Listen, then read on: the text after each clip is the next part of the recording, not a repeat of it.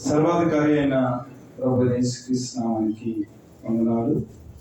కూడి వచ్చిన మీ అందరికీ ప్రత్యేకమైన ధన్యవాదాలు తెలియజేస్తున్నాను. వినుటకు చెవులకి అవనకైన నుండి నెల వాడు వినును గాక. మరియు ఆయన మీరేమి వినుచున్నారో జాగ్రత్తగా చూసుకుని మీరెట్టి కొలతతో కొలుతులో మీకును అట్టి కొలతతోనే కొలువబడును, మరి ఎక్కువగా మీకు ఇవ్వబడును. ప్రార్థన చేసుకుందాం. స్తోత్రము మహాగణుడా, పరిశుద్ధుడా, మీ పాదాలకు లెక్కలేని స్తుతి స్తోత్రాలు. గతించిన కాలమంతా మమ్మల్ని కాచి కాపాడి మీ కృపలో జ్ఞాపకం చేసుకుని ఆయన ఈ పునరుద్ధరణ దినాన నిన్ను ఆరాధించడానికి, నీ వాక్యాన్ని ధ్యానించడానికి మీరు ఇచ్చిన కృపను బట్టి వందనాలు స్తోత్రాలు చెల్లించుకుంటూ ఈ మనవులన్నీ మా ప్రభువైన యేసుక్రీస్తు నామాన్ని అడిగి వేడుకుంటున్నాం పరమ తండ్రి. ఆమేన్. దేవుని నామానికి వందనాలు. ఈరోజు మన పాఠం పేరు ఏమిటంటే విత్తనము శ్రేష్టమైనది. విత్తనము శ్రేష్టమైనది. Seed is paradoxical. దీని అర్థం ఏమిటంటే విత్తనము చాలా చిన్నగా ఉంటుంది, కానీ దాని యొక్క ఫలాన్ని గనక మనం చూసినట్లయితే చాలా విస్తారంగా ఉంటుంది. దీన్ని పారాడాక్సికల్ అంటారు. అంటే చిన్నదాని నుంచి ఎక్కువ ఫల సమృద్ధిని లేదా ఎక్కువ ఫలితాన్ని మనం పొందే విషయాన్ని పారాడాక్సికల్ అంటారు.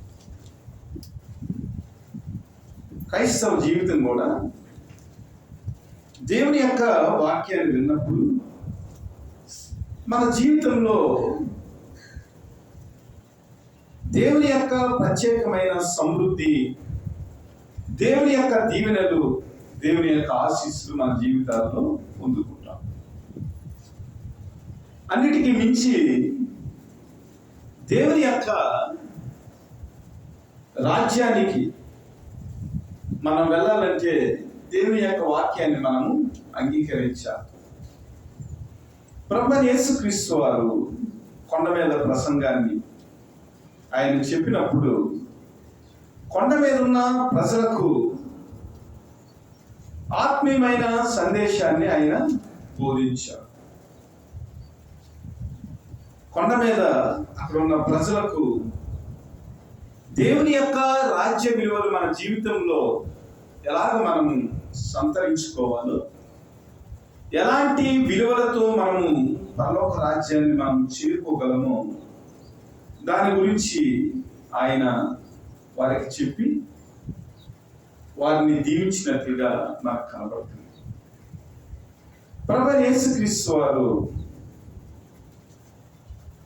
ధన్యతల గురించి చెప్పిన తర్వాత ఆయన తన యొక్క సందేశాన్ని లేదా బోధను అనేక మంది ప్రజలకు ఆయన విస్తరింపజేశారు.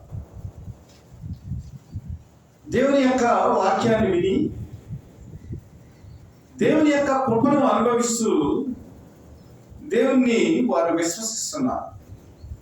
కొంతమంది అయితే విశ్వసించలేని పరిస్థితుల్లో వారు తిరస్కారం చేస్తూ ఉన్నారు.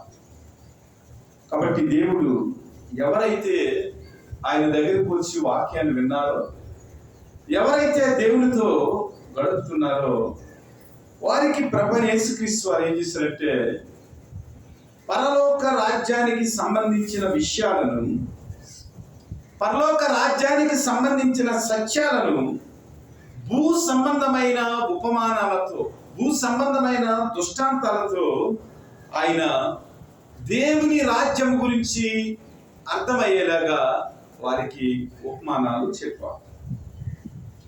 4వ అధ్యాయంలో మనం చూసినట్లయితే మార్కు సువార్తలో, మత్తయి 5వ అధ్యాయంలో మనం చూసినప్పుడు ఇది కొండ మీద ప్రసంగంగా మనము దాన్ని ధ్యానం చేస్తాం. ఇక్కడైతే ప్రభు ఏం చేస్తున్నాడంటే ప్రజలందరూ కూడా ప్రభు సముద్ర తీరానికి వచ్చేటప్పటికి ప్రజలందరూ కూడా ఆయనతో పాటు సముద్రం దగ్గరికి వచ్చేసారు. అయితే సముద్రము ఒడ్డునున్న ప్రజలకు ప్రభు కనిపించాలి కదా. కొండ మీద ప్రసంగంలో ప్రజలకు కనిపించేలాగా ఆయన కొండ మీద కూర్చుని వారికి దేవుని యొక్క సత్యాలను బోధించారు. ఇక్కడ చూసినట్లయితే సముద్రం దగ్గరికి ప్రజలు వచ్చేసారు. అందువల్ల ప్రభు యేసుక్రీస్తు వారు ఏం చేశారంటే సముద్రంలో ఒక దోణి ఎక్కి కూర్చుని జనులందరూ సముద్ర తీరమున నేల మీద ఉన్నప్పుడు జనులందరికీ కూడా దేవుని యొక్క సత్యాలను పరలోక రాజ్యపు విషయాలను ఆయన బోధించారు. బోధిస్తూ ఆయన ఏమంటున్నాడంటే, వినండి, నేను మీకు బోధ చేస్తున్నాను, ఈ బోధ యొక్క విలువను మీరు గ్రహించాలి, మీరు చాలా జాగ్రత్తగా వినాలి. ఎవడైతే వింటాడో వాడు చెవులు గలవాడు. కొంతమంది చెవులుండి కూడా దేవుని యొక్క వాక్యాన్ని వెళ్ళలేని వారు ఉన్నారు, తిరస్కరించే వారు ఉన్నారు. కాబట్టి చెవులు గల ప్రతి వ్యక్తి కూడా దేవుని యొక్క సత్యాన్ని, దేవుని యొక్క వాక్యాన్ని వినాలనేది దేవుని యొక్క సంకల్పం.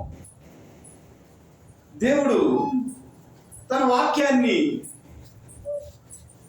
మన జీవితంలో నెరవేర్చడానికి ఆయన బోధిస్తూ ఉంటాడు. బోధించే విషయాల్లో 2 విషయాలు ఉన్నాయి. ఆయన ఎందుకు బోధిస్తాడంటే, ఒకటి వాక్యంలోని సత్యాన్ని, వాక్యంలోని మర్మాన్ని మనము తెలుసుకోవాలని ప్రభు యేసుక్రీస్తు వారు ఏం చేస్తారంటే దేవుని యొక్క వాక్యాన్ని ఒక విత్తనముగా మన హృదయంలో ఆయన నాటుతూ ఉంటాడు. రెండవది, ఒక్కొక్కసారి ఏం చేస్తారంటే దేవుడు ఆ వాక్యంలోని సత్యాన్ని దాచిపెట్టి ఆయన ఉపమానాన్ని బోధించిన విషయాన్ని మనం బైబిల్లో చూస్తాం. ఒకటి, వాక్యంలోని సత్యాన్ని వెళ్ళడం చేయటానికి ఆయన బోధిస్తాడు. అలాగే వాక్యంలో కొంత మర్మాన్ని పెట్టి ఆ వాక్యాన్ని మనం ధ్యానం చేయటం ద్వారా దేవుని కృపను అనుభవించేదానికి, దేవుని సత్యాన్ని మనం ఎరిగేదానికి మర్మయుక్తమైన బోధనను కూడా ఆయన, ఉపమానాలను కూడా శిష్యులకు, అక్కడ ఉన్న ప్రజలకు ఆయన వ్యక్తీకరించారు. అయితే సత్యాన్ని దాచిపెట్టిన ఆ బోధనను మనం గ్రహించాలంటే ప్రభువైన యేసుక్రీస్తు యొక్క వాక్యాన్ని విని ఆ వాక్యాన్ని మనం గ్రహించిన తర్వాత వాక్యములో ఉన్న సత్యాన్ని గ్రహించి మనం పశ్చాత్తాపడి ప్రభువైన యేసుక్రీస్తులో మనం నమ్మకం ఉంచడం ద్వారా ఏమవుతుందంటే దేవుని యొక్క రాజ్య విలువల గురించి, దాచబడిన మర్మాన్ని గురించి పరిశుద్ధాత్మ ద్వారా దేవుడు ఏం చేస్తాడంటే మనకు సత్యాన్ని లేదా మర్మాన్ని, దాచిపెట్టిన మర్మాన్ని ఆయన మనకు బోధిస్తాడు. అలా కాకుండా దేవుని యొక్క వాక్యాన్ని వినకుండా సత్యానికి వ్యతిరేకంగా తమ హృదయాలను బుద్ధిపూర్వకంగా వాక్యాన్ని తిరస్కరించారనుకోండి, వారి జీవితంలో దేవుని యొక్క సత్యము అర్థం కాదు.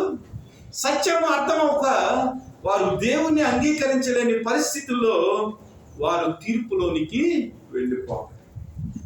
కాబట్టి దేవుని యొక్క వాక్యము చాలా విలువైనది. ఆ వాక్యాన్ని విన్నప్పుడు అందులో సత్యాన్ని గ్రహించి ప్రభువు దగ్గర పశ్చాత్తాపడి మన పాపములను ఒప్పుకుని క్రీస్తులో మన యొక్క జీవితాన్ని కట్టుకున్నప్పుడు ఏమవుతుందంటే విత్తనము దాని ఫలాన్ని మనము పొందుకుంటాం. విత్తనం అనగా దేవుని యొక్క వాక్యము. ఆ వాక్యము మన హృదయంలో ఫలించాలంటే వాక్యాన్ని వినాలి, హృదయంలో భద్రపరచుకోవాలి. ఆ తర్వాత భద్రపరచబడిన విత్తనం యొక్క ఫలాన్ని మనం ఏం చేస్తామంటే మన జీవితంలో సమృద్ధిగా మనము అనుభవించగలుగుతాం. అయితే మన చేతుల్లో ఏమీ లేదు, కానీ ప్రభువే విత్తనాన్ని వేసేవాడు, ఆ విత్తనాన్ని కాపాడేవాడు, భద్రపరిచేవాడు, సేద్యం చేసేవాడు. ప్రతిదీ కూడా ఆయనే వసకి ఆయన ఏం చేస్తారంటే ఆ విత్తనం యొక్క ఫలాన్ని మనము అనుభవించేదానికి దేవుడు మనకు కృప చూపిస్తూ ఉంటాడు. కాబట్టి విత్తనము, విత్తువాడు, నేల. విత్తనము, విత్తువాడు, నేల. 3 అంశాలను మనము చదువుకున్న వాక్య భాగంలో నుంచి ఆలోచన చేయాలి. మొట్టమొదటిగా విత్తనాలను చల్లే రైతు లేదా సేద్యం చేసే వ్యక్తి విత్తనాలను చల్లటంలో చాలా జాగ్రత్తలు తీసుకుంటూ ఉంటాడు. విత్తనాలు చల్లేవాడిలో కానీ విత్తనంలో కానీ ఏ విధమైన లోపము ఉండదు. అయితే ఆ విత్తనము ఫలించలేదంటే అక్కడున్న భూమిలో ఏదో తేడా ఉంది. నేను వ్యవసాయ పురుగు మందుల్లో పనిచేశాను కాబట్టి వీటి గురించి నాకు చాలా బాగా అవగాహన ఉంది. భూమిని గురించిన శాస్త్రాన్ని యాగ్రోనమీ అంటారు. యాగ్రోనమీ అంటే భూమిలో ఎంత సారం ఉంది, భూమి ఈ విత్తనానికి పనికొస్తుందా పనికిరాదా. శ్రీకాకుళం వెళ్ళామనుకోండి, ఆ సముద్ర తీరానికి వెళ్ళేటప్పటికి ఆ నేలను బట్టి అక్కడ కొబ్బరి చెట్లు ఎక్కువ వేస్తారు. మన నేలలో ఎక్కువ వరి పండిస్తూ ఉంటారు. వెస్ట్ గోదావరి వెళ్ళేటప్పటికి అక్కడున్న భూమిని బట్టి అక్కడున్న నీటిని బట్టి వారు చెరుకు కూడా ఎక్కువ పండిస్తూ ఉంటారు. అలాగే విదేశాల గురించి మనం ఆలోచన చేసినట్లయితే వారి యొక్క నేల స్వభావాన్ని బట్టి పంట వచ్చేదానికి రకరకాల విత్తనాలని అక్కడ సేద్యం చేస్తూ ఉంటారు. మొట్టమొదటిగా మనం చూసినట్లయితే ఈ విత్తనము చాలా సజీవమైనది. విత్తనం అనగా దేవుని వాక్యము. దేవుని యొక్క వాక్యము సజీవమైనది. దేవుని యొక్క వాక్యము అగ్ని వంటిది. దేవుని యొక్క వాక్యము శక్తివంతమైనది. అది ఎలాంటిదంటే దేవుని నోట నుంచి వచ్చిన మాట వల్ల చనిపోయిన వారు కూడా లేచే శక్తి గల విత్తనము ప్రభువైన యేసుక్రీస్తు యొక్క మాట. అసలు విత్తనానికి ఉన్న ప్రత్యేకమైన క్వాలిటీస్ని కనుక మనం చూసినట్లయితే విత్తనము ఏం చేస్తుందంటే వేరొక చెట్టును కూడా అది ఉద్భవింప చేయగలదు. అంటే విత్తనానికి రీప్రొడక్టివ్ పవర్ ఉందన్నమాట. అనగా పునరుత్పత్తి చేయగల శక్తి విత్తనంలోనే ఉంది. కాబట్టి విత్తనాల గురించి ఆలోచన చేసినప్పుడు అది చాలా విలువైనది, ప్రశస్తమైనది, జీవము గలది, జీవాన్ని ఇచ్చేది, అనేక జీవులను పుట్టించగలిగేది విత్తనం. ఈ విత్తనము దేవుని యొక్క మాట. ఈ విత్తనంలో ఉన్న ఒక గొప్ప పవర్ ఏంటంటే ఇక్కడ మనము ఆలోచన చేసినట్లయితే మత్తయి శుభవార్తలోనే 26 నుంచి మనము 4వ అధ్యాయం 26 నుంచి ఆలోచన చేసినట్లయితే, మరియు ఆయన ఒక మనుష్యుడు భూమిలో విత్తనము చల్లి రాత్రింబగళ్ళు నిద్రపోవచ్చు మేలుకొనుచునుండగా వానికి తెలియని రీతిగా విత్తనము మొలిచి పెరిగినట్లే దేవుని రాజ్యం ఉన్నది. భూమి మొదట మొలకను, తరువాత వెన్నును, అటు తరువాత వెన్నులో ముదురు గింజలను తనంతట తానే పుట్టించును. పంట పండినప్పుడు కోతకాలం వచ్చినదని సేచగాడు వెంటనే కొడవలి పెట్టి కోయినని చెప్పారు. ఈ వాక్యాన్ని కనుక మనం ఆలోచన చేసినట్లయితే ఇందులో రైతు చేసిన పని ఏమీ కూడా లేదు. విత్తనాన్ని చల్లాడు. చల్లిన తర్వాత రైతు రాత్రి పగళ్ళు మేలుకొనిచ్చు నిద్రపోవచ్చు ఉంటుండగా ఆ విత్తనము తనంతట తానే మొలిచి పెరిగినట్లు మనకు కనబడుతుంది. పెరిగిన తర్వాత వెన్నును, ఆ తర్వాత వెన్నులో ముదురు గింజలను తానంతట తానే పుట్టించెను. దేవుని యొక్క రాజ్యము కూడా ఇలాగే ఉంది. ఒక వ్యక్తి మారు మనసు పొందటానికి, ఒక వ్యక్తి యొక్క స్వభావంలో మార్పు రావటానికి, ఒక వ్యక్తికి పశ్చాత్తాపం కలగటానికి బోధించే బోధకుడిలో లేదు, కానీ బోధకుడు బోధించిన వాక్యాన్ని బట్టి ఆ వ్యక్తిలో మార్పు వస్తుంది, కానీ బోధకుడు వల్ల ఏమీ కాదు. గమనించాలి. ఈ రోజుల్లో ప్రజలందరూ కూడా బోధకుల వైపు చూస్తున్నారు, పాస్టర్ గారి వైపు చూస్తున్నారు. పాస్టర్ గారిలో ఏమీ లేదు, పాస్టర్ గారు వాక్యం చెప్తారంతే. కానీ దేవుడు తన రాజ్యాన్ని విస్తరింపజేయటానికి, మనుషులలో మార్పు తీసుకురావటానికి దేవుని యొక్క వాక్యమైన విత్తనం ద్వారా ఏమవుతుందంటే ఫలాలు వస్తాయి. మనుషులలో మార్పు వస్తుంది, మనుషులలో పశ్చాత్తాపం వస్తుంది, మనుషులలో దేవుని గూర్చిన భయం వస్తుంది. ఆ భయాన్ని కలిగించేది దేవుని వాక్యమైన విత్తనమే తప్ప సేద్యగాడు కాదని మనము జ్ఞాపకం చేసుకోవాలి. సేద్యగాడి యొక్క పని ఏమిటంటే, అది విత్తనాలు మొలకెత్తిన తర్వాత, పంట వచ్చిన తర్వాత సేద్యగాడు ఏం చేస్తారంటే ఆ పంటని అతను ఆనందకరంగా అనుభవిస్తారు. విత్తనం తనంతట తానే మొలిచిందంట, అదే ముదురు గింజలు వేసిందంట, అదే పంట వచ్చిందంట. కానీ పంట వచ్చినప్పుడు సేద్యగాడు కొడవలి ఆయన తీసుకుని, సేద్యగాడు విత్తనం చల్లిన వ్యక్తి ఆ పంట యొక్క ఫలాలను అనుభవిస్తారు. అర్థమవుతుందా మీకు? పాస్టర్ గారిలో ఏమీ లేదు, కానీ పాస్టర్ గారు బోధించిన వాక్యాన్ని బట్టి, ఆ విత్తనాన్ని బట్టి వ్యక్తిలో మార్పు వస్తుంది. ఆ వ్యక్తిలో మార్పు వచ్చిన తర్వాత దాని ఫలాన్ని ఎవరు అనుభవిస్తారు? విత్తనాలు చల్లిన సేద్యగాడు, అనగా పాస్టర్ గారు.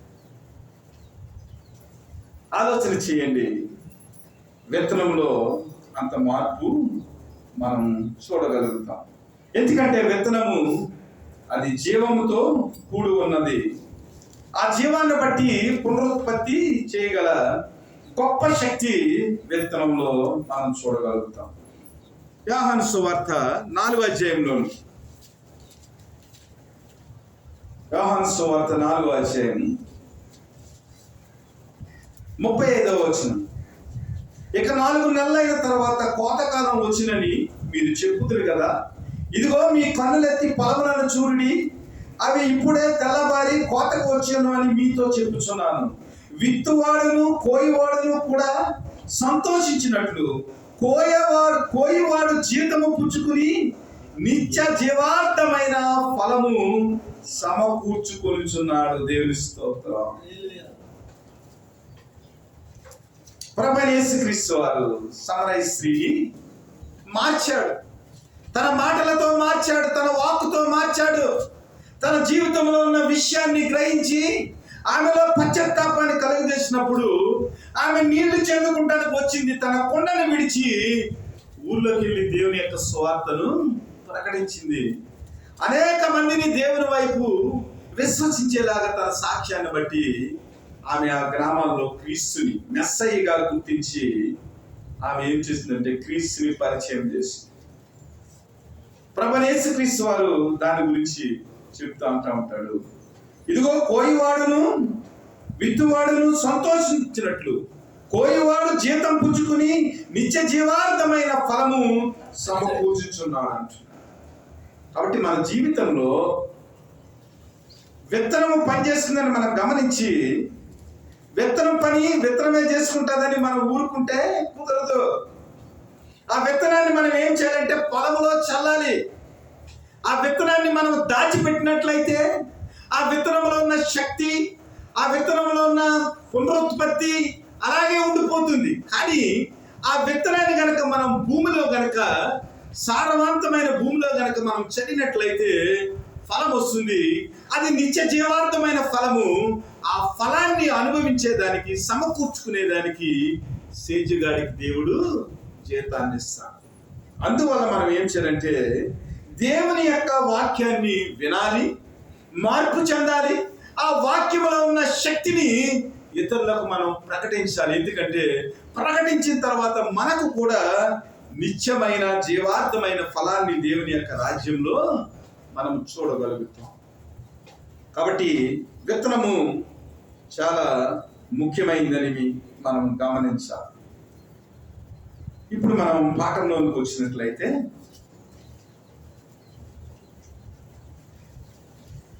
4వ అధ్యాయంలో చదువుకున్న వాక్య భాగాన్ని, ఏ నేలలో విత్తనాలు వేస్తే ఎలాగ మొలుస్తాయో ప్రభువు ఇక్కడ తన దగ్గరకు వచ్చిన వ్యక్తులకు ఆయన బోధిస్తా ఉన్నాడు. వినుడి, ఇదిగో విత్తువాడు విత్తుటకు బయలు వెళ్ళాను. వాడు విత్తుచుండగా కొన్ని విత్తనములు త్రోవ పక్కన పడాను.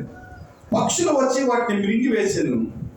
కొన్ని చాలా మన్ను లేని రాతి నేలన పడాను. అక్కడ మన్ను లోతుగా ఉండనందున అవి వెంటనే మొలిచెను, గాని సూర్యుడు ఉదయింపగానే అవి మాడి వేరు లేనందున ఎండిపోయింది. కొన్ని ముండ్ల పొదల్లో పడెను. ముండ్ల పొదలు ఎదిగి అణిచివేసను గనుక అవి ఫలించలేదు. కొన్ని మంచి నేలను పడెను.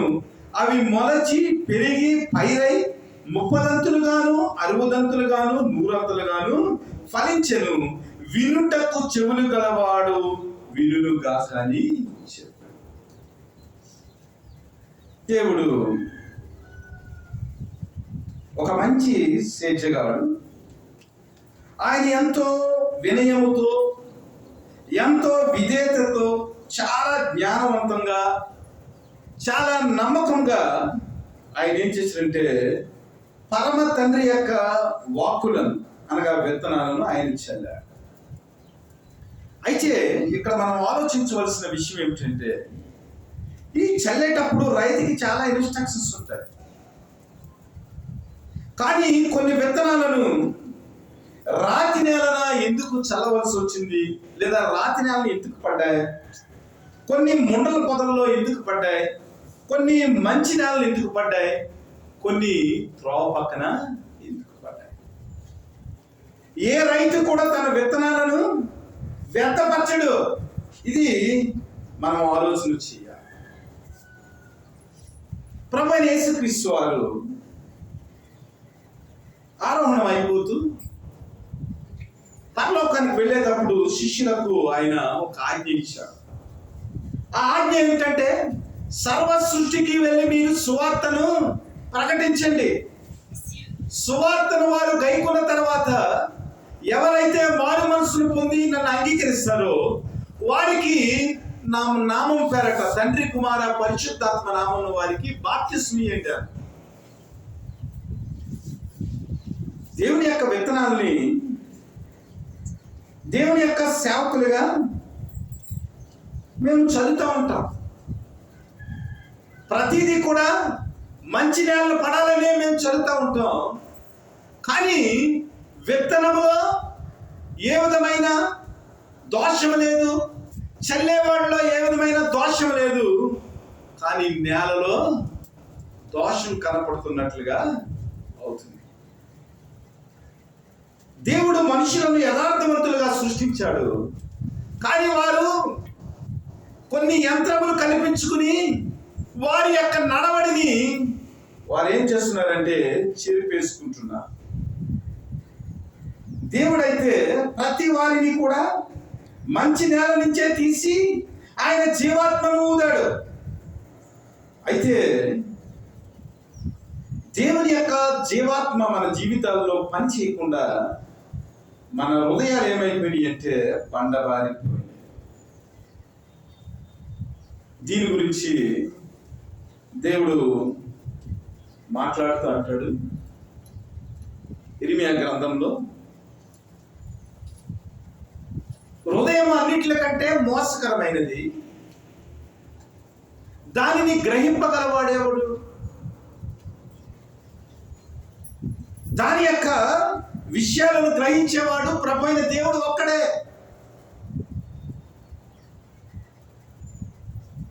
దానిలో ఉన్న స్వభావాన్ని, అంతరింద్రియములను పరిశోధించేవాడు, పరిశీలన చేయవాడు దేవుడే. అనగా ప్రతి నేల కూడా మంచి నేలగానే ప్రభువు ఆయన చేశాడు. సకల భూమి దేవుని యొక్క మహత్యంతో నిండి ఉన్నది. అనగా ప్రతి మనిషి కూడా నేల నుంచి తీయబడ్డాడు, దేవుని యొక్క జీవాత్మతో నింపబడ్డాడు. ప్రతి వాడిని కూడా ప్రభు శ్రేష్టమైన వాడిగానే చేశాడు. కానీ వారి యొక్క మనస్తత్వాన్ని బట్టి, వారి యొక్క హృదయాలను బట్టి వారు తమ నేలను అనగా తమ హృదయాలను వారు ఏం చేశారంటే రకరకాలుగా మార్చుకున్నారు. అంతేగాని ప్రభు అయితే ఏ విత్తనాన్ని కూడా ఆయన వ్యర్థముగా చల్లలేదు. ఇదే దేవుని యొక్క మర్మం. దేవుని యొక్క వాక్యాన్ని మనం ధ్యానించినప్పుడు దేవుని వాక్యంలో ఉన్న మర్మాన్ని తెలుసుకుంటానికి పరిశుద్ధాత్మ దేవుడు మనకు బోధించేవాడిగా ఉన్నాడు. ఇక్కడ మనము ఆలోచన చేసినట్లయితే త్రోవ పక్కన పడినవాడు. లూకా శుభవార్త 8వ అధ్యాయంలో ఈ ఉపమానం ఉంది. అలాగే మార్కు శుభవార్తలో ఈ ఉపమానం ఉంది. అలాగే మత్తయి శుభవార్త 13వ అధ్యాయంలో కూడా దీని గురించిన ఉపమానాన్ని దేవుడు ఈ 3 గ్రంథాలలో దేవుడు రాయించాడు.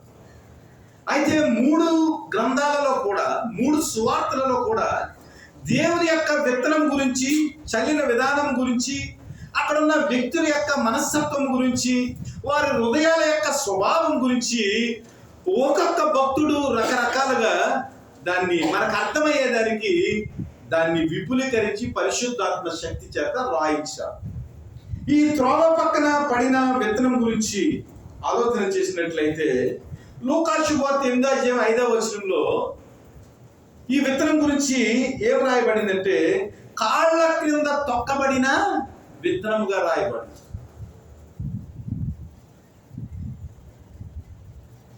ఈ తొక్కబడిన విత్తనము, త్రోవ పక్కన పడిన విత్తనం ఏమిటంటే, మనం ఇక్కడ వాక్యంలో గనక ఆలోచన చేసినట్లయితే త్రోవ పక్కన నుండి వారు ఎవరనగా వాక్యము వారిలో విత్తబడు గాని వారు వినిన వెంటనే సాతాను వచ్చి వారిలో విత్తబడిన వాక్యమును ఎత్తుకుని పోవు. ఈ త్రొక్కబడిన విత్తనం ఏమిటంటే, ఎత్తుకోబడిన విత్తనము, ఎత్తుకుపోబడిన విత్తనం ఏమిటంటే, వీరి యొక్క స్వభావం ఏమిటంటే వాక్యాన్ని వింటారట. విన్న తర్వాత వారు ఏం చేస్తారంటే వాక్యాన్ని తమ హృదయంలో భద్రపరచుకోరు. వాక్యాన్ని హృదయంలో భద్రపరచుకోకుండా వాక్యాన్ని నేల మీదనే వదిలేస్తారు. అంటే త్రోవ పక్కన పడేస్తారు అన్నమాట. వాక్యం యొక్క విలువను, వాక్యం యొక్క శక్తిని, వాక్యంలో ఉన్న పునరుత్పత్తి ప్రభావాన్ని వారు గ్రహించలేక, ఆ శక్తిలో ఉన్న సమృద్ధిని వారు గ్రహించలేక, ఈ వాక్యాన్ని కనుక నేను విని నా హృదయంలో దాచుకుంటే ఇది ఫలిస్తుంది, ఫలించిన తర్వాత సమృద్ధి అయిన పంట వస్తుంది, ఆ పంట ద్వారా నా జీవితాన్ని నేను సంతోషకరంగా నడిపించుకొచ్చని ఆ స్పృహ లేకుండా వారు ఏం చేస్తారంటే విన్న వాక్యాన్ని గ్రహించక వారు త్రోవ పక్కన అట్లే వదిలేస్తారు. వాక్యాన్ని వదిలేసినప్పుడు ఎవడైనా విలువైన వస్తువుని రోడ్డు మీద పడేసాడు అనుకోండి, లెక్క చేయకుండా, అది ఎవరైనా తీసుకోకుండా ఉంటారండి? ఇక్కడ మనం ఆలోచించవలసిన విషయం ఏమిటంటే, మనం ఫలించకుండా ఉండేదానికి, విత్తనం మన జీవితంలో సమృద్ధి రాకుండా ఉండేదానికి పక్షులు పట్టుకుని వెళ్ళిపోతూ ఉంటాయట. దీన్ని ఇంకా ఆత్మీయంగా ప్రభువైన యేసుక్రీస్తు వారు ఎలా వివరించారంటే, సాతాను వాక్యాన్ని ఎత్తుకుని దేవుని బిడ్డలారా ఆలోచించి మన జీవితంలో విత్తబడిన వాక్యము, విన్న వాక్యము దేవుడు పదే పదే చెప్తున్నాడు. ఇదిగో వినుటకు చెవులకి ఎవరికైనా నుండిన వేళ వాడు వినుగాక, మీరేమి వినుచున్నారో జాగ్రత్తగా చూసుకునుడి. దేవుని యొక్క వాక్యాన్ని మనం ఎలా వింటున్నాం? విన్న తర్వాత మనం గ్రహించగలుగుతున్నామా? విన్న తర్వాత ఆ వాక్యాన్ని సాతాను ఎత్తుకుని పోకుండా మనము దాన్ని భద్రపరచగలుగుతున్నామా? ఆలోచన చేయాలి. ఎందుకంటే సాతాను వచ్చి వాడు వాక్యాన్ని ఎత్తుకుని పోయిన తర్వాత దేవుడు గురుగుల గురించి, విత్తనాల గురించి ఒక ఉపమానం చెప్తే అంటాడు, సాతాను 2 పనులు చేస్తూ ఉంటాడు. దేవుని యొక్క వాక్యాన్ని మన హృదయంలో నాటబడకుండా వాడు ఎత్తుకుని పోతాడట. రెండోది ఏం చేస్తాడంటే, ఆ వాక్యం యొక్క స్థానంలో వాడు దొంగ విత్తనాలని, అనగా గురుగులను విత్తిపోతాడంట. 2, దేవుని యొక్క వాక్యాన్ని కనుక మనము అశ్రద్ధ చేసినట్లయితే, దేవుని వాక్యాన్ని కనుక మన జీవితంలో భద్రపరచుకోనట్లయితే ఏమవుతుందంటే వాక్యాన్ని సాతాను ఎత్తుకుని పోవటమే కాకుండా ఆ వాక్యం యొక్క స్థానంలో వాడు దొంగ విత్తనాలను గురుగులను ఎత్తి మన జీవితంలో విషఫలాలు వచ్చేదానికి వాడు ప్రయత్నం చేస్తాడు. ప్రభు ఊరికినే చెప్పటం లేదు, చెవులు కనవాడు వినుగాక. వినటం వల్ల విశ్వాసం వస్తుంది, విశ్వాసం వల్ల దేవుణ్ణి మనం అంగీకరించగలుగుతాం. దేవుణ్ణి అంగీకరించినప్పుడు మన జీవితంలో విస్తారమైన ఫలాలను మనము అనుభవించాలి. కాబట్టి త్రోవ పక్కన పడిన విత్తనము సాతాను ఎత్తుకుని పోతుంది. ఎందుకంటే ఆ విత్తనాన్ని మనము భద్రపరచలేదు కనుక పక్షులు వచ్చి వాటిని ఎత్తుకుని పోతాయి. ఇక రెండోది మనం ఆలోచన చేసినట్లయితే రాతి నేలన పడిన విత్తనం. వాక్యము విని సంతోషంగా అంగీకరించేవారు, అయితే వారిలో వేరు వేరందున కొంతకాలం వారు నిలుతురు కానీ వాక్యము నిమిత్తము శ్రమైనను హింసైనను కలుగగానే వారు అభ్యంతరపడదు. రాతి నేలన పడిన విత్తనం. ఈ రాతి నేల దేనికి, ఏ హృదయానికి ఇది సాదృశ్యం అంటే అన్ప్రిపేర్డ్ ల్యాండ్, అన్ప్రిపేర్డ్ సాయిల్. ఒక విత్తనాన్ని మనం విత్తినప్పుడు అరకలతో మనం దున్నినప్పుడు ఏమవుతుందంటే ఆ భూమిలో ఉన్న రాయంతా కూడా పైకి వచ్చేస్తుంది. లోతుగా మనం దున్నినట్లయితే ఆ రాళ్ళని తీసి మనం ఏరి పారేసినట్లయితే మొత్తం అంతా కూడా మన్నే ఉంటుంది. ఆ మన్ను ఉన్నప్పుడు ఆ విత్తనం ఏమవుతుందంటే మొలకెత్తి ఫలాన్ని ఇస్తుంది. మన జీవితంలో దేవుని గూర్చిన పరిపూర్ణమైన విశ్వాసం లేక, దేవుని గూర్చిన నీతిని, దేవుని గూర్చిన జ్ఞానాన్ని, ఆ శిలువ యాగాన్ని మన జీవితంలో సరిగా గ్రహించలేక, దేవుడిచ్చే ఆ పరలోకపు రాజ్యపు విలువలను మనం గ్రహించలేక ఏం చేస్తామంటే ఏదైనా శ్రమ వచ్చినప్పుడు, బాధ వచ్చినప్పుడు, హింస వచ్చినప్పుడు మనం ప్రభువైన యేసుక్రీస్తుని ఎరగనన్నట్లుగా మనం త్రోసిపుచ్చి దేవుని యొక్క వాక్యాన్ని మన జీవితంలో ఫలించకుండా నిష్ఫలంగా ఉండేదానికి మనము ప్రయత్నం చేస్తూ ఉంటాం. అందుకనే యోహాను యూదులకు పరిచయులకు ఆయన బోధ చేస్తూ, ఇదిగో ప్రభువైన యేసుక్రీస్తు వారు వస్తున్నారు, రాజమార్గాన్ని మీరేం చేయాలి, సిద్ధం చేయండి, మెట్టలను మీరేం చేయాలి, పల్లం చేయండి, గోతులను మీరు పూడ్చండి, ఇదిగో మీ రాజు వచ్చుచున్నాడు కాబట్టి రాజమార్గాన్ని మీరేం చేయాలి, సిద్ధం చేయాలి. అనగా మన హృదయం అనే సింహాసనం మీద ప్రభువైన యేసుక్రీస్తు వారు కూర్చోవాలంటే మన హృదయంలో ఉన్న రాళ్ళన్నింటినీ కూడా మనం ఏరి పారేయాలి. మన జీవితంలో ఒకవేళ మెట్టలు ఉంటే మెట్టలు తీసివేయాలి. ఒకవేళ అహం ఉండొచ్చు, మన జీవితంలో అతిశయం ఉండొచ్చు, మన జీవితంలో గర్వం ఉండొచ్చు, మెట్టల వంటి పరిస్థితి మన జీవితంలో స్వభావంలో మనం ఉండొచ్చు. కాబట్టి ఆ మెట్టలను ఏం చేయాలి, మనము పల్లము చేయాలి. అలాగే లోతైన అనుభవాలు, లేదా మనము ఒక్కొక్కసారి శ్రమల్లోకి వెళ్ళిపోతాం, బాధల్లోకి వెళ్ళిపోతాం. అలాంటి బాధల్లో, శ్రమల్లో దేవుని యొక్క వాక్యం చేత మనం ఆదరించబడి ఆ లోతులను కూడా మనం పూడ్చిపెట్టాలి. మనిషిలో ఉన్న ప్రాబ్లం ఏమిటంటే తన జీవితంలో ఎక్కువ సమృద్ధి ఉన్న దేవుని యొక్క వాక్యాన్ని విడిచిపెట్టే అవకాశం ఉంది. అలాగే పేదరికంలో ఉండి తన జీవితంలో శ్రమలు ఉన్నప్పుడు శ్రమలు తట్టుకోలేక దేవుని యొక్క వాక్యాన్ని కూడా విడిచిపెట్టే అవకాశం. కొంతమంది ఎందుకయ్యా ఆదివారం డ్యూటీకి వెళ్ళిపోతారు అని ఆలోచన చేస్తే వారి జీవితంలో ఉన్న సమస్యలు, దేవుడు విశ్రాంతి ఇచ్చినా కూడా వారు ఏం చేస్తారంటే విశ్రాంతి తీసుకోకుండా డ్యూటీకి వెళ్ళే వాళ్ళు ఉన్నారు. వారిలో ఉన్న ఇబ్బందులను బట్టి, శ్రమలను బట్టి. కొంతమంది ఆశ ఎక్కువైపోయి ఆదివారం ఎంజాయ్గా వారు ఏం చేస్తారంటే చర్చిని వదిలి సంతోషకరమైన ఈ లోకపరమైన విషయాల్లో మునిగి తేలుతా ఉంటారు. రెండు బాధే. భక్తుడు అంటాడు, ప్రభా, సామెతల గ్రంథంలో లెవీయులు అంటాడు, ప్రభా నిన్ను విడిచిపెట్టకుండా ఉండేదానికి నాకు ఎక్కువ సమృద్ధినైనను ఎక్కువ పేదరికమైనను ఇవ్వకు ప్రభా. నిన్ను అంటి పెట్టుకుని ఉండేదానికి, నీతో సహవాసం చేసేదానికి నాకు సమమైన స్థితిని నాకు దయచేయమని ప్రార్థన చేస్తాను.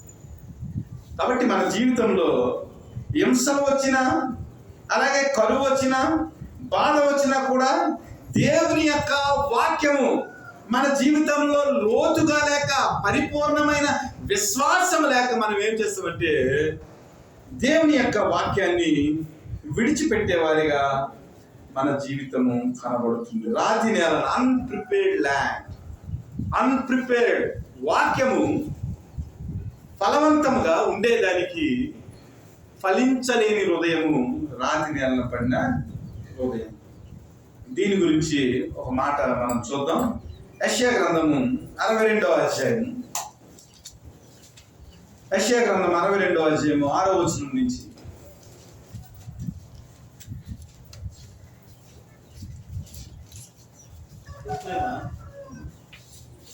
యెరూషలేమా, నీ ప్రాకారం మీద నేను కావలి వారిని ఉంచి ఉన్నాను. రేయి అయినను పగలైనను వారు మౌనముగా ఉండాలి. యెహోవా జ్ఞాపకకర్తలారా విశ్రమింపకుడి. ఆయన యెరూషలేమును స్థాపించే వరకు, లోకమంతటా దాన్ని ప్రసిద్ధి కలిగజేయ వరకు ఆయనను విశ్రమింపనీయుడి. తన దక్షిణాస్తము తోడనియు బహుబలము తోడనియు యెహోవా ఎలాగన ప్రమాణం చేసింది. నిశ్చయముగా ఇకను నీ ధాన్యమును నీ శత్రువులకు ఆహారముగా నేను ఇయ్యను. నీవు ప్రయాసపడి తీసిన ద్రాక్షరసమును అన్యులు త్రాగరు. ధాన్యము కూర్చిన వారే దాన్ని భుజించి యెహోవాకు స్తుతి చెల్లిందురు. పండ్లు కోసిన వారే నా పరిశుద్ధ మండపములలో దాన్ని త్రాగుదురు. గుమ్మములారా రండి రండి, జనములకు త్రోవ సిద్ధపరచుడి, రాజమార్గమును చక్కపరచుడి. రాళ్లను ఏరి పారివేడి, జనులు చూసినట్లు ధ్వజము. దేవుని రాజ్యం గురించి ఇక్కడ యెషయా చెప్తున్నాడు. దేవుని యొక్క రాజ్యం వచ్చే వరకు దేవుడు విశ్రమించడంట. దేవుని యొక్క రాజ్యాన్ని కట్టేదానికి, యెరూషలేము యొక్క ప్రాకారాన్ని కట్టేదానికి ఆయన కావలి వారిని ఉంచుతాడంట. జ్ఞాపకకర్తలారా మీరు విశ్రమింపకుడి. ఇదిగో దేవుని యొక్క రాజ్యం విస్తరింపబడే వరకు, దేవుని యొక్క విత్తనము మొలకెత్తే వరకు, దేవుని యొక్క విత్తనము అది వెన్నెల వేసే వరకు, దేవుని యొక్క విత్తనము ధాన్యముగా మారే వరకు, దేవుని యొక్క విత్తనము సేద్యగాడు కోసి సంతోషంగా త్రాగే వరకు కూడా మీరు విశ్రమించొద్దు అని దేవుడు ఏం చెప్తున్నాడంటే, గుమ్మముల ద్వారా రండి రండి, జనములకు త్రోవ సిద్ధపరచుడి, రాజమార్గమును చక్కపరచుడి, రాళ్ళని ఏరి పారివేయుడి. రాళ్ళను ఏరి మనం ఏం చేయాలంటే పారవేయాలంటే. ఎందుకంటే రాతి నేలలో పడిన విత్తనాలు మొలకెత్తే అవకాశం లేదు, విశ్వాసము లోతుగా లేదు, ప్రభు మీద నిజమైన నమ్మకం లేదు, ప్రభు గురించి తన జీవితంలో పరిపూర్ణమైన అవగాహన లేక ఈ రాతి నేలను పడిన అన్ప్రిపేర్డ్ హార్ట్ ఏమవుతుందంటే దేవుని యొక్క వాక్యము ఫలించకుండా తన జీవితాల్లో వెళ్ళిపోతుంది. కాబట్టి దేవుని యొక్క వాక్యము లోతుగా విత్తబడేదానికి మనం ఏం చేయాలంటే దేవుని యొక్క రాజ్యము విస్తరించబడేదానికి రాజ్య మార్గాన్ని మనం చక్కపరిచి ఆ మార్గంలో ఉన్న రాళ్లను ఏరి మనం బయటికి పారవేయాలి. కాబట్టి దేవుని బిడ్డలారా, ఒకవేళ మన జీవితంలో మన హృదయము దేవుని వాక్యము ఫలించకుండా లోతైన అనుభవాల్లో రియాలిటీస్లోనికి లేని జీవితాలుగా మన జీవితాలు ఉంటే ఏం చేయాలంటే దేవుని యొక్క రాజ్యము విస్తరించేదానికి, విత్తనము ఫలించేదానికి మనము మన హృదయంలో ఉన్న రాళ్లను ఏం చేయాలంట, ఏరి పారేయాలంట.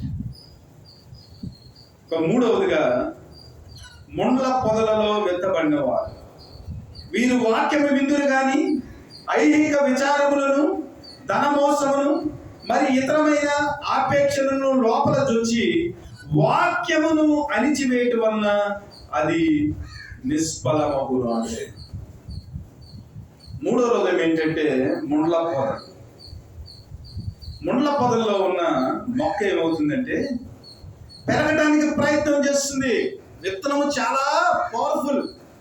అది భూమిలో మనం మొలకెత్తితే భూమిని చీల్చి పైకి అది మొగ్గగా వస్తుంది, అది చిగురుగా వస్తుంది. విత్తనంలో అంత శక్తి ఉంది.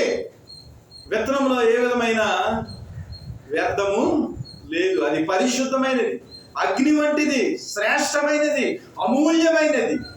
అది పని చేయకుండా బయటకు వెనుకకు రాదు. అయితే ఏమవుతుందంటే ఈ విత్తనం పైకి వచ్చింది, ఎదుగుతా ఉంది. ఎదుగుతా ఉన్నప్పుడు ఏమవుతుందంటే ముండ్ల పొదలనే ఐహిక విచారం, ముండ్ల పొదలనే ధనమోసం, ముండ్ల పొదలనే అపేక్షలు, ముండ్ల పొదలనే అనేక విధములైన ఈ లోకానికి సంబంధించిన కోరికలు ఏం చేస్తున్నాయంటే ఆ పైకి లేచిన శక్తివంతమైన మొక్క ఎదగకుండా, ఫలాలు ఇవ్వకుండా అదేం చేస్తుందంటే ఈ ముండ్ల పొదలన్నీ కూడా దాన్ని కప్పేసి మొలకెత్తిన విత్తనము ఫలించకుండా నిష్ప్రయోజనమయ్యేలాగా చేస్తుంది. కాబట్టి మన జీవితంలో దేవునికి మొదటి ప్రాధాన్యత ఇవ్వకుండా ఉండే హృదయాలు ముండ్ల పొదల్లో విత్తబడిన వాక్యం వంటి హృదయాలు.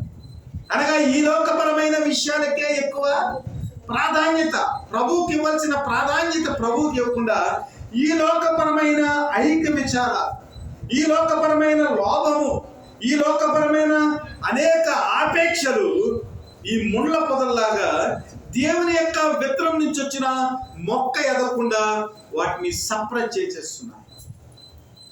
మన జీవితంలో దేవుని వాక్యము కన్నా విలువైనది ఏమిటి?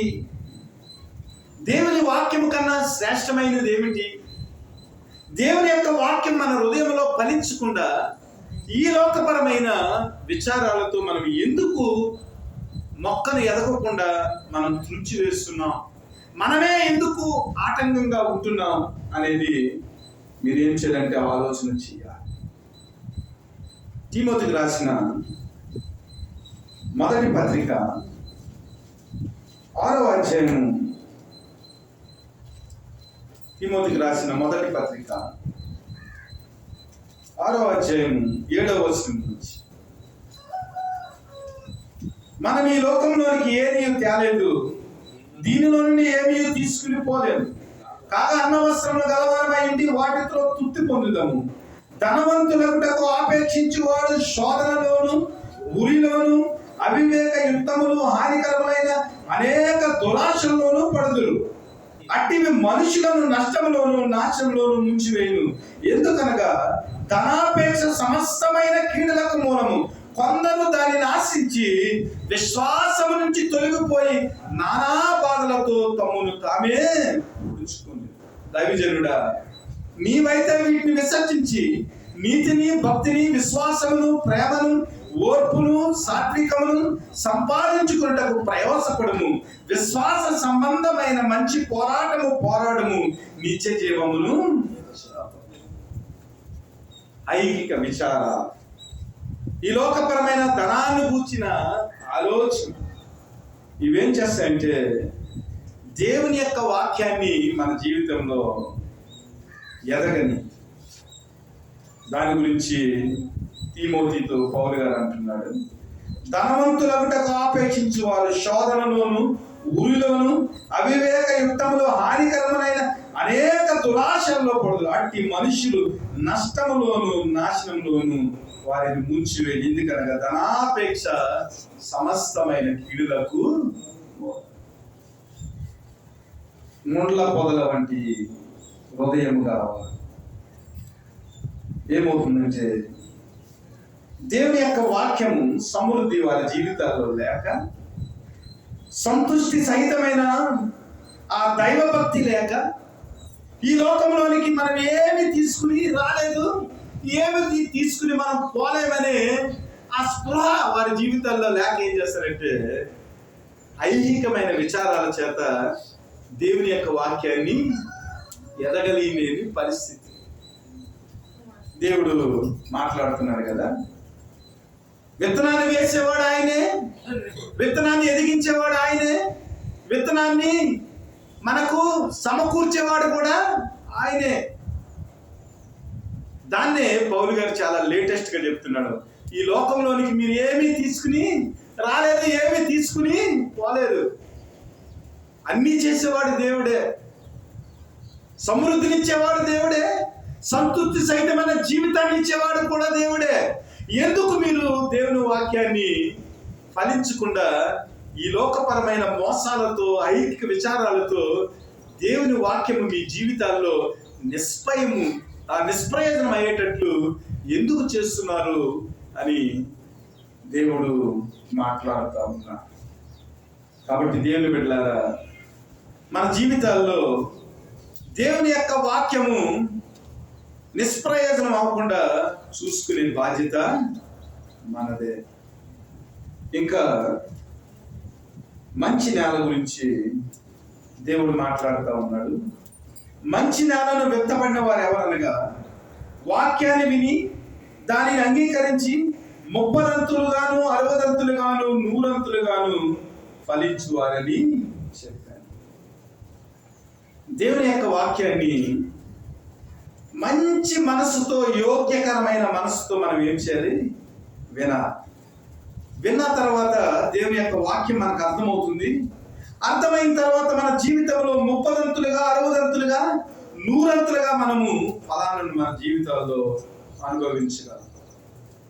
లూకా శుభవార్త 8వ అధ్యాయంలో ఈ ఉపమానం గురించి, మంచి నేల గురించి దేవుడు మాట్లాడుతూ 8వ అధ్యాయం 15వ వచనం, మంచి నేల నుండి విత్తనమును పోలిన వారు ఎవరనగా, యోగ్యమైన మంచి మనస్సుతో వాక్యం విని దానిని అవలంబించి ఓపికతో ఫలించువారు. దేవునితో not only hearing, they are having the good conscience. That's why they are practising what is the word of God in their lifes. వాక్యాన్ని వినటమే కాదు కానీ యోగ్యమైన మంచి మనస్సుతో, యోగ్యకరమైన నేల, మంచి నేల అనగా మంచి హృదయం, దేవుని యొక్క వాక్యాన్ని మనసు పూర్తిగా పూర్ణమైన హృదయంతో, పూర్ణ శక్తితో, పూర్ణ ఆత్మతో దాన్ని విని అంగీకరించి ఓపికతో అవలంబించేవారు.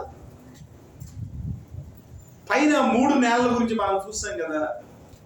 కొంతమంది శ్రమలు వచ్చినప్పుడు బయటికి వెళ్ళిపోతున్నారు, కొంతమంది విశ్వాసం లేక బయటికి వెళ్ళిపోతున్నారు, కొంతమంది విత్తబడిన వాక్యాన్ని అలస్యం చేసినప్పుడు సాతాను ఎత్తుకుపోతుంది, పక్షులు ఎత్తుకుపోతున్నారు. కానీ విన్న వాక్యాన్ని యోగ్యమైన మనసుతో విని దానిని అవలంబించి ఓపికతో ఫలించేవా 30దంతుల 60దంతుల ఫలాన్ని వారి జీవితాల్లో పొందుకోగలరు.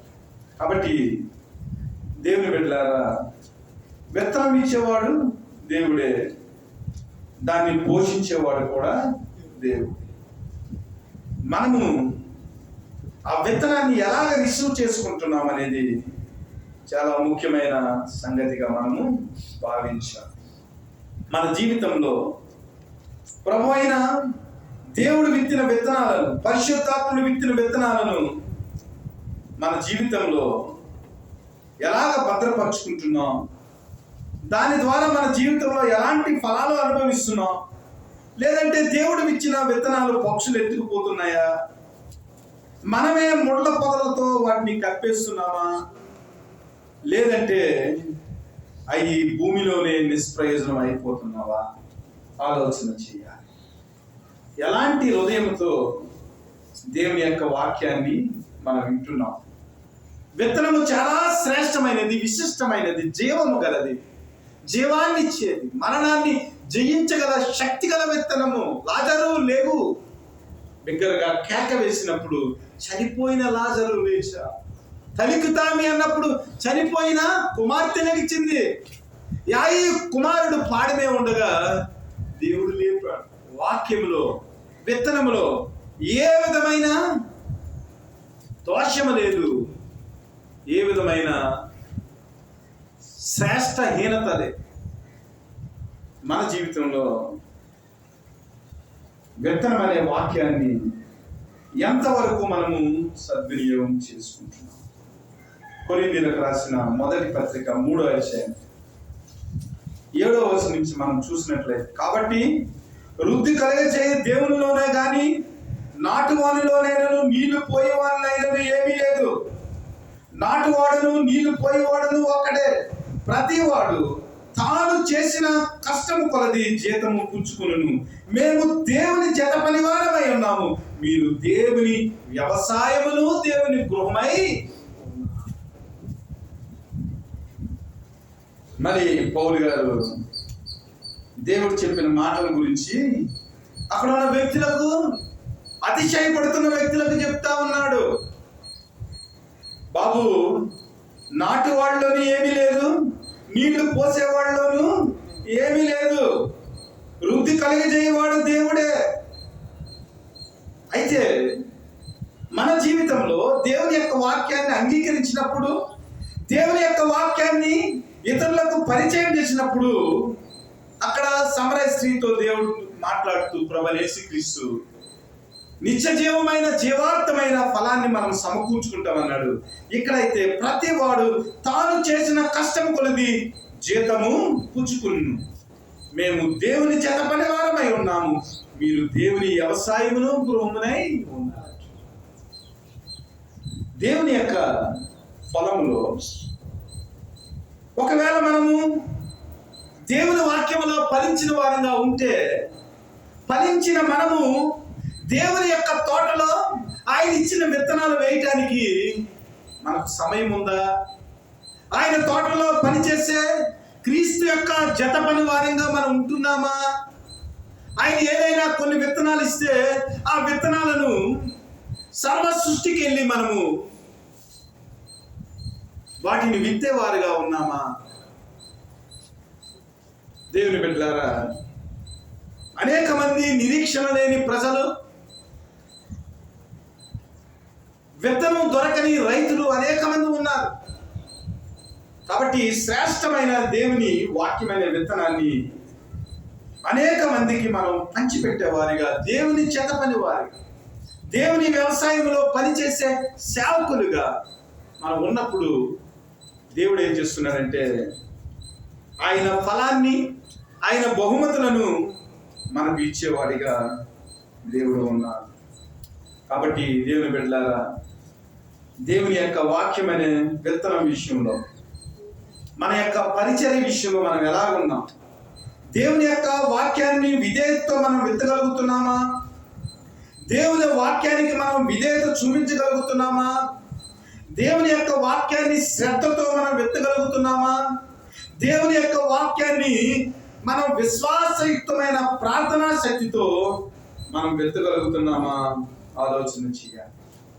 దేవుని యొక్క వాక్యాన్ని మనము ఎలాగ వింటున్నాము, ఎలాగ విత్తుతున్నాము, దేవుని యొక్క ఫలాలను మనం ఎలాగ అనుభవించగలుగుతున్నాము ఆలోచన చేయాలి. విత్తనము చాలా శ్రేష్టమైనది. పేతురుకు రాసిన మొదటి పత్రిక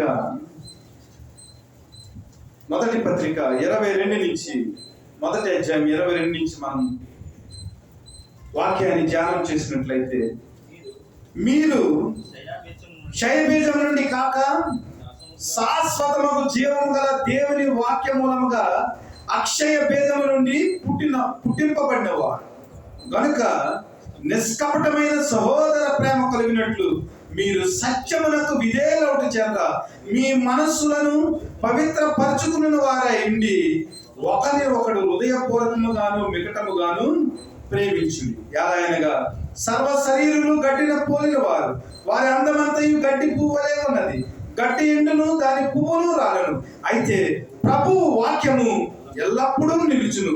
మీకు ప్రకటింపబడిన సువార్త ఇదే. మీకు ప్రకటింపబడిన విత్తనం ఇదే.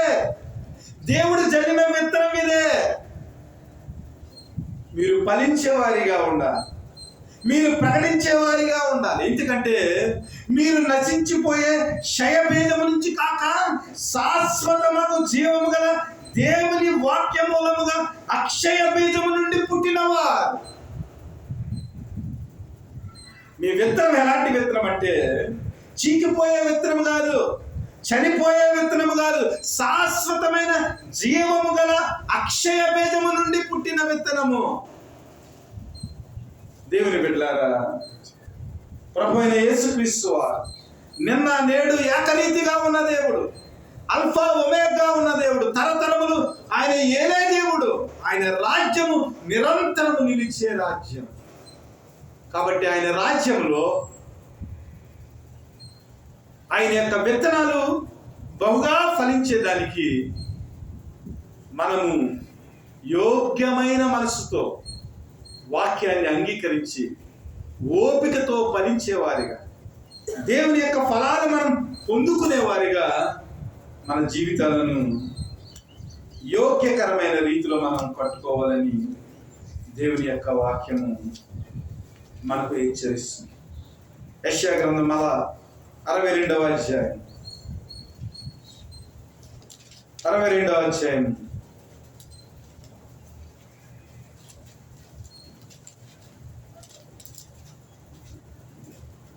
11వ వచనం నుంచి ఆలకించుడి, భూదిగంతముల వరకు యెహోవా సమాచారము ప్రకటింపజేస్తున్నాడు. ఇదిగో రక్షణ నీ యొద్దకు వచ్చి ఉన్నది, ఇదిగో ఆయన ఇచ్చు బహుమానం ఆయన యొద్దనే ఉన్నది, ఆయన ఇచ్చే జీతము ఆయన తీసుకుని వచ్చుచున్నాడని సియోను కుమార్తెకు తెలియజేయడి. పరిశుద్ధ ప్రజలనియు యెహోవా విమోచించిన వారనియు వారికి పేరు పెట్టబడును. యెరూషలేమా, ఆశింపదగినవన్నీ విసర్జింపబడని పట్టణమని నీకు పేరు. దేవుడు ఫలించిన వారికి ఇచ్చే బహుమానం. మన జీవితంలో శ్రమలు వచ్చినాయా, బాధలు వచ్చినాయా, అయినా ఫలించాలి. మన జీవితంలో ముళ్ళ పొదలు వస్తున్నాయా, మన విత్తనం ఫలించకుండా ముళ్ళ పొదలు వస్తున్నాయా, వెంటనే కలుపు తీయాలి. మనం ఫలించకుండా ఎలాంటి పరిస్థితులు వస్తున్నాయో ఆ పరిస్థితులన్నింటినీ మనం అవగాహన చేసుకుని యోగ్యకరమైన మంచి నేలలో పడిన విత్తనాల వలె మన హృదయాల్లో క్రీస్తుని ఫలింపజేసే వ్యక్తులుగా మన జీవితాల్లో ఉండాలి. ఎందుకంటే ప్రభు అంటున్నాడు, ఇదిగో యెహోవా సమాచారము ప్రకటింపజేసి ఉన్నాడు, ఇదిగో ఇదే మిక్కిలి అనుకూల సమయము, ఇదే రక్షణ దినము.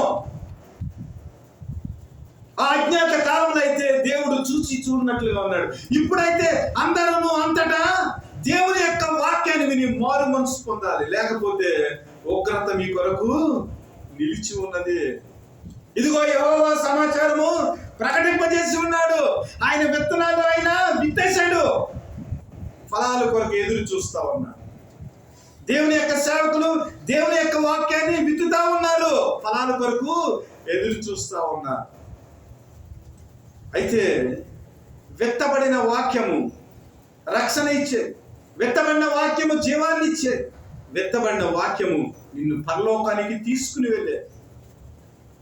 నీవు అంగీకరించినా అంగీకరించకపోయినా, నువ్వు నిద్రపోయినా మేల్కొని ఉన్నా అది మొలకెత్తుతుంది, ఫలాలు ఇస్తుంది. అయితే ఆ మొలకెత్తిన ఫలాలలో నీవు ఒక ఫలముగా ఉండాలనేది దేవుని యొక్క ఆశ. దేవుడు ఏమంటున్నాడంటే, ఆయన ఇచ్చు జీతం ఆయన తీసుకుని వచ్చుచున్నాడని సియోను కుమార్తెకు తెలియచేయడి.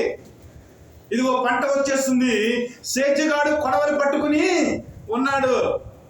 యోహాను సువార్త 15వ అధ్యాయం మనం చూసినట్లయితే, ఫలించని ప్రతి తీగను మనుషులు కోసి పాడేసి దాన్ని అగ్నిగుండంలో వేసేస్తారు.